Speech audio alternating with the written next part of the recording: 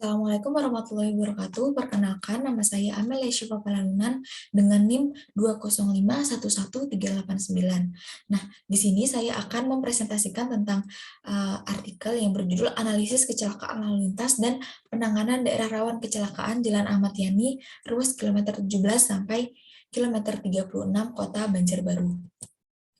Nah, poin-poin atau pembahasan yang akan saya lakukan di presentasi kali ini yaitu pertama, pengertian kecelakaan lalu lintas, yang kedua, metode penelitian, dan yang terakhir, hasil dan pembahasan. Nah, kecelakaan lalu lintas adalah masalah yang membutuhkan penanganan serius. Faktor manusia, lingkungan, kendaraan, dan jalan adalah beberapa faktor yang dapat menyebabkan kecelakaan. Maka dari itu diperlukan analisis terhadap data kecelakaan lalu lintas yang ada. Nah, analisis yang dilakukan yaitu untuk mengidentifikasi daerah rawan kecelakaan dengan cara menghitung angka kecelakaan fatal atau TF, dan nilai batas UCL atau Upper Control Limit. Nah, tujuan dari penelitian ini adalah untuk mengidentifikasi lokasi dan penyebab kecelakaan jalan agar dapat memberikan upaya penanganan pada daerah titik rawan kecelakaan. Selanjutnya, metode penelitian. Data yang diperlukan adalah data primer berupa dokumentasi, kondisi lokasi daerah rawan kecelakaan, dan juga data kecelakaan dari pihak kepolisian. Data kecelakaan lalu lintas yang dikumpulkan dalam penelitian ini dikomplikasi dalam bentuk tabel untuk menampilkan presentase kecelakaan dan korban. Kemudian dilakukan analisis mencari nilai TK, tingkat kecelakaan, nilai TF, tingkat kefatalan, dan nilai UCL atau Upper Control Limit. Nah, jika suatu ruas jalan memiliki nilai TF lebih besar daripada nilai UCL, maka daerah tersebut merupakan daerah rawan kecelakaan. Dan begitupun sebaliknya, jika suatu ruas jalan dengan nilai TF lebih kecil daripada UCL, maka daerah tersebut merupakan tidak daerah rawan kecelakaan. Di sini ada bagian alir penelitian, hasil dan pembahasan. Nah, poin pertama ini ada karakteristik kecelakaan lalu lintas. Di sini ada tabel jumlah peristiwa kecelakaan lalu lintas selama 4 tahun, yaitu dari 2015 sampai dengan 2019. Yang kedua, tingkat kecelakaan atau TK. Nah, TK ini biasanya digunakan untuk melihat seberapa sering kecelakaan yang terjadi di ruas jalan tersebut. Untuk mencari tingkat kecelakaan itu di sini udah ada rumusnya dan didapatkan sebanyak 1,35 kejadian per tahun. Setelah itu dimasukkan ke dalam tabel. Yang ketiga ada tingkat kefatalan. Nah, tingkat kefatalan atau TF ini digunakan untuk melihat seberapa parah kecelakaan yang terjadi pada ruas jalan tersebut. Dan didapatkan nilai TF yaitu sebesar 6.972,277 kecelakaan.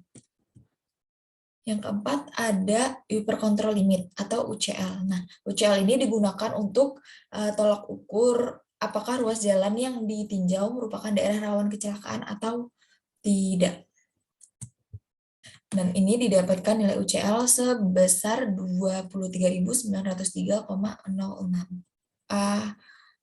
Hasil perhitungan tingkat kefatalan dan UCL tahun 2015 sampai dengan 2019. Yang kelima ada penyebab kecelakaan dan penanganan daerah rawan kecelakaan. Penanganan daerah rawan kecelakaan harus mempertimbangkan dari berbagai faktor yang mempengaruhi, baik faktor kecelakaan,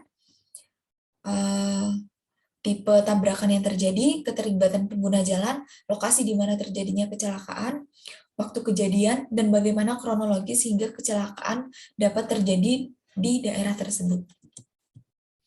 Nah, di sini ada tabel 4, yaitu penyebab dan penanganan kecelakaan pada ruas jalan kecelakaan.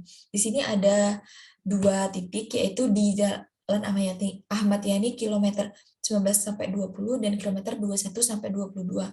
Dan di sini kebanyakan penyebab terjadi kecelakaan yaitu kurangnya kesadaran pengendara dalam berlalu lintas, yaitu dengan melaju dengan kecepatan tinggi, tidak memperhatikan lingkungan jalan, dan juga adanya kurang penerangan di ruas jalan tersebut.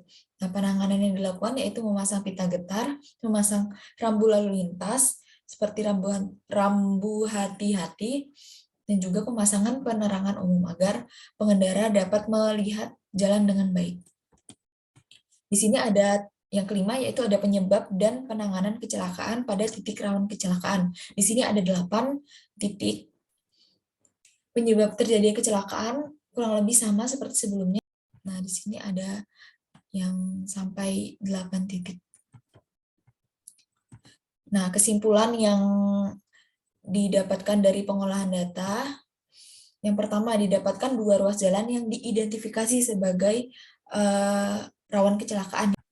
Yang kedua, didapatkan 8 titik yang diidentifikasi sebagai titik rawan kecelakaan di Kota Banjarbaru.